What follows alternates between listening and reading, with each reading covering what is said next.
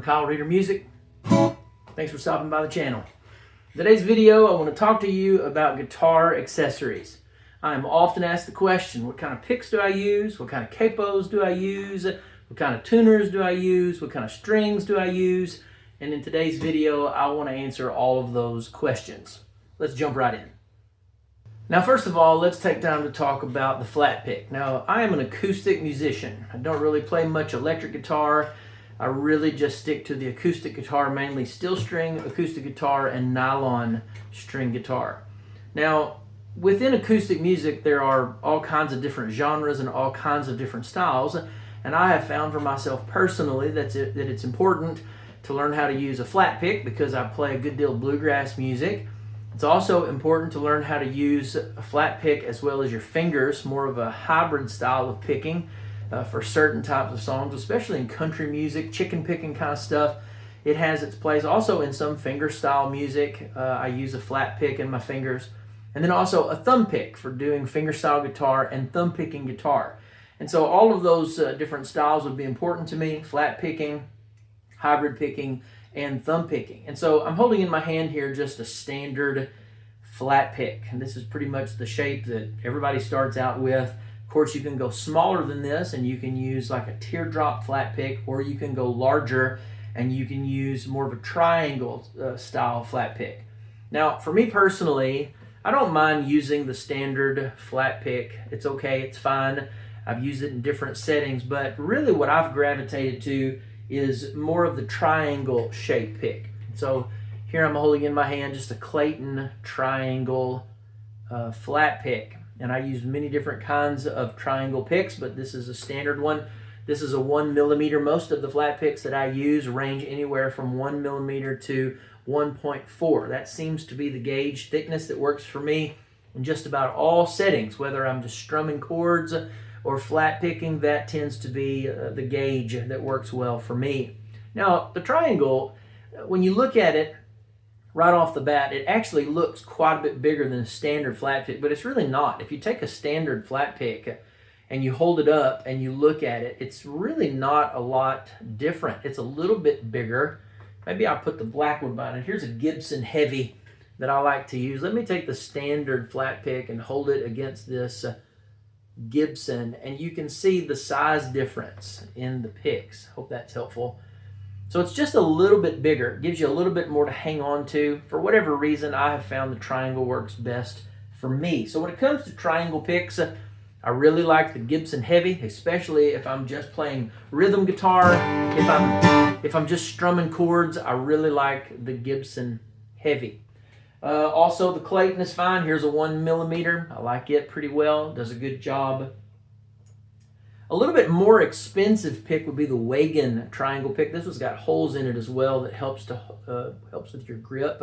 I came across the Wagon pick some time ago. They actually make a bluegrass pick that's more the standard shape that I showed you just a moment ago. But again, I've gravitated to the triangle picks. This one has beveled edges, and it's a little bit more round than the Gibson pick or the Clayton pick that I was just holding up. So I really like the Wagon pick.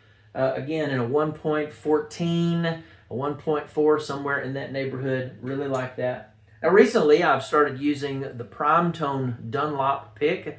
This is a little bit heavier pick. This is a 1.4. It's a little more tinty on the strings when I play it. It has its application. It's a good pick. Again, the points are a little bit more pointy than round. So it's a decent pick. I like it. It does well. But my absolute favorite triangle pick is the Blue Chip picks. I use the TAD 3R, the TAD 3 round 40. Now the reason I like the Blue Chip picks is because they have more of a rounded edge. And so this works really well for me. And I'm able just to glide across the strings with this pick when I do flat picking work. And so it's a super good pick. They're expensive picks.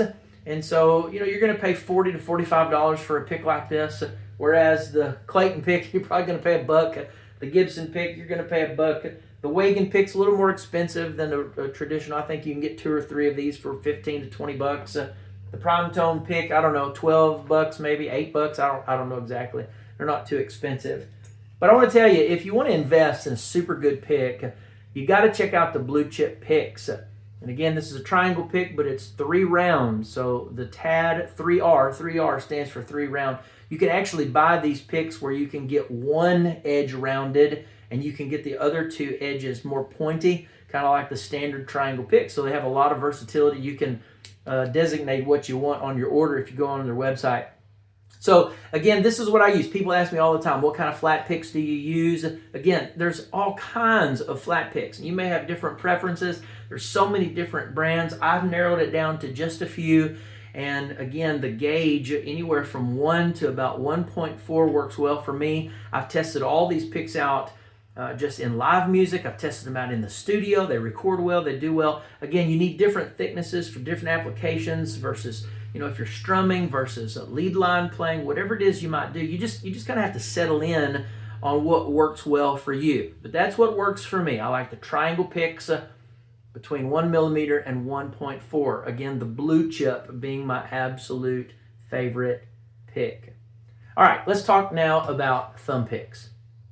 All right, just like flat picks, there are dozens and dozens of brands of thumb picks. There's all kinds. And several years ago, I had a friend of mine that introduced me to the Fred Kelly thumb picks. He's a thumb picker, and he said, hey, you got to try these Fred Kelly thumb picks out. And even Fred Kelly thumb picks, they have many different styles. I'm just showing you the style that I use. This is the slick pick, and it basically comes in 3 different gauges. So the white one is the heavy. You can get the orange one, which is the medium gauge. And then you can get the yellow one that is the light gauge. And so again, whichever thickness that you like the most, you can grab those. Now I tend to gravitate to the heavy. I like this pick. Again, I'm not sure the thickness of this. It's about like the flat picks. It's probably around a 1 millimeter, maybe a 1.14. I'm sure if you get on their website, you could get the actual specifications. But Fred Kelly thumb picks, they're absolutely wonderful. Now, let me show you this. I have small hands. As a guitar player, I really do. I have small hands. And so the standard size thumb pick works really well for me. But for those of you maybe who have bigger hands, you have a bigger thumb, they actually make the same picks in a large size. And so here I'm holding the large size. And if you take the 2 and compare them, you can actually see the difference. You can see the part that hangs over your thumb is quite a bit bigger, but also the shaft of the large pick is quite a bit longer than just the regular size. And so that might work well for you. As a matter of fact, this is very interesting, but when I play a nylon string guitar, I actually like the large thumb pick a little bit better. I like the larger shaft. I don't know why, but when I compare the different picks and I work on a nylon string guitar, the bigger one just seems to work a little bit more for me. It works better for me.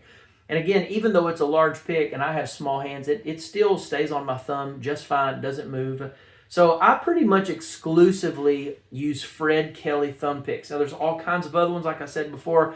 Dunlop makes a really good thumb pick. There's a lot of boutique kind of makers as well that you can check out their thumb picks. But this is where I've been using these picks for 20 years probably, and they're wonderful. They have performed for me perfectly. They don't wear out too quickly. I can play and play and play, and the shaft doesn't get worn out. So, I think they sell them probably in a bag of 20 or 24 or something like that. They're not very expensive, maybe $1 or so a piece, maybe $2. I don't know exactly. But you can check these picks out. They're wonderful picks. Again, here they are, 3 different gauges. You've got them in heavy, medium, and thin or light. And then if you want to get the larger pick, you can get it in all of the sizes as well. And also, if you look at Fred Kelly, not only do they make what's called the slick pick, but they make the speed pick. They make all kinds of different ones. You just got to try them out. You got to see what works well for you. They have another pick called the Bumblebee that's actually a thumb pick, but it has a flat pick that's connected on the shaft. So if you wanted to try moving from thumb picking to flat picking without having to change picks, that's a good option. That might work well for you. I figured out for me a way to be able to not only play fingerstyle with the Fred Kelly, just the original thumb pick, but also how to do lead lines as well using a combination of the pick and the finger. But also many times I will actually grab the pick like a flat pick, and I've learned how to angle my hand so I can flat pick with it some. Now if I was playing a bluegrass gig or jamming with a bunch of friends on bluegrass, I would not put on the thumb pick. But in those unique situations, maybe where you're wanting to go from playing some thumb picking stuff to flat picking lines, you can make it happen with a Fred Kelly thumb pick. All right, so that's my thumb pick. I used the Fred Kelly thumb pick. Now let's talk about capos. Now again, with all other guitar accessories, you're going to have many different types and styles and brands, even in capos. Now I have come to appreciate this style of capo, and it comes again in many different brands. This one actually is a Taylor capo, and it's the kind that just clips over the guitar. But what's neat about it is you can take this and you can actually put it behind the nut of your guitar. And so when you're playing, you can put it there if you're not using it, and then loosen up the back of it and slide it back over the nut and clamp it down wherever you need it. Now this is a fantastic option if you're playing live, and let's say you're standing up and you're performing, and you know that many of your songs are going to use a capo. So instead of using, for example, like a Shub capo, this is a Shub, just standard $25 capo. This capo just clips on the front like this. You clamp it down and it stays. But when you pop it off, it doesn't have any way of securing itself behind the nut. And so you'd have to put this one in your pocket or set it on a table or something when you're not using it. But it's still a great capo. So this is a Shub capo. And Shub actually makes this style of capo as well. Page makes a capo like this as well. My favorite capo in this style is actually an Elliott capo. These are handcrafted. This is a couple $100 if you were to get one of these Elliott capos. I came across these a few years ago. I actually won a couple of them in some guitar contests, and that's where I heard about them and learned about them. But they are machined to absolute perfection. They work just like this one. You can clamp them on, but you can also put them behind the nut of your guitar. And so when you're standing and playing, or even sitting down if you're doing a show and you know you're going to use a capo, you don't want to put it in your pocket or set it on a table somewhere. This is just a wonderful option.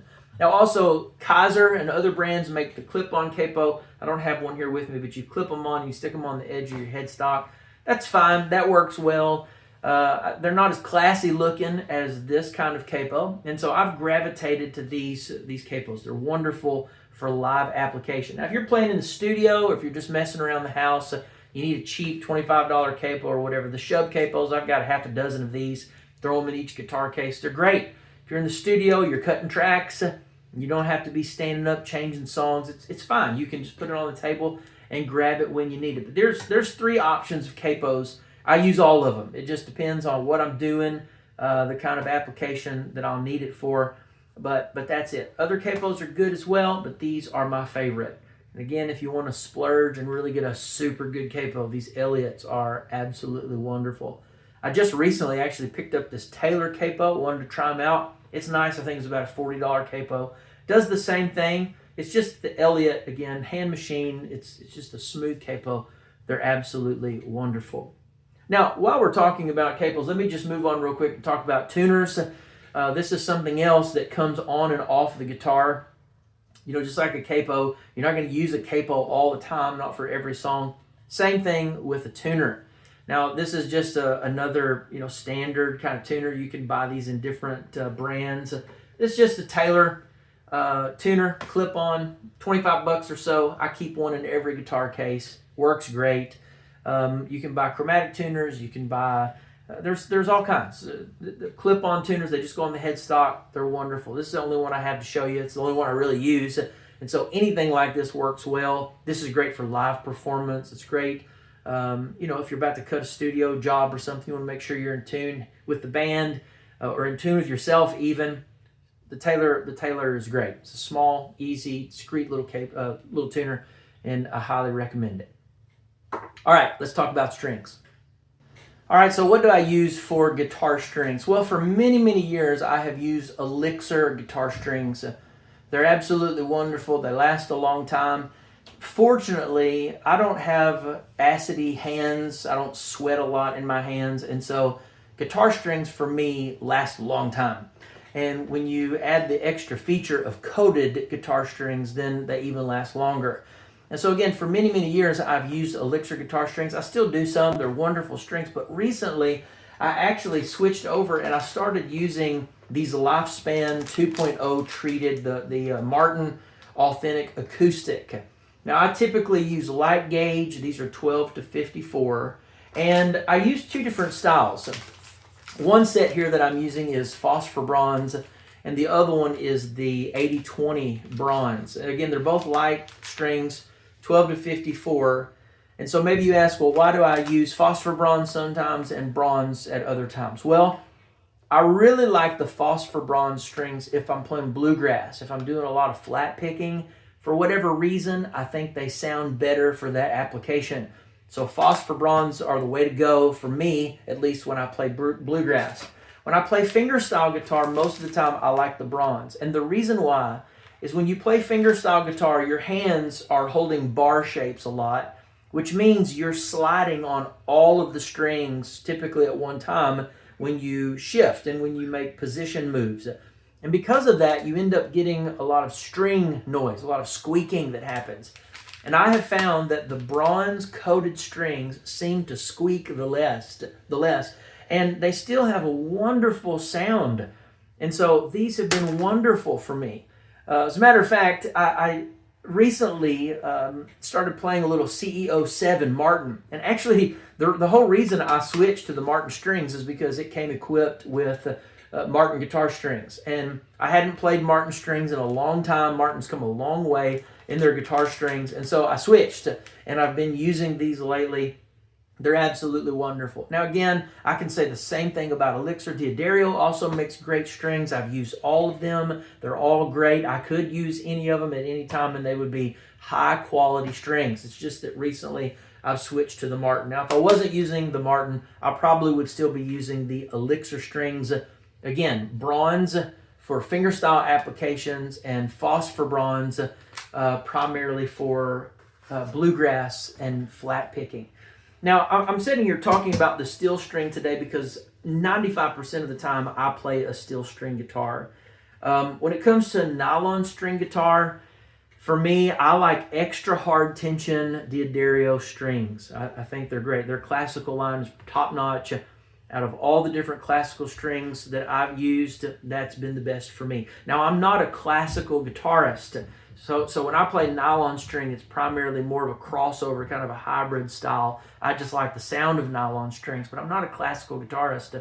Now, if you were talking to a classical guitarist, they would probably tell you something else. I'm sure that they have their preferences and strings that work best for that application. Now, there's one final thing I have to tell you about. One other accessory that every acoustic guitarist needs, and that is a box of Altoids. Now, it's not what you think. I love the mints, certainly, but what I like to do is use the mints and then fill it up with guitar picks. So buy you some Altoids. It makes for a wonderful pick box.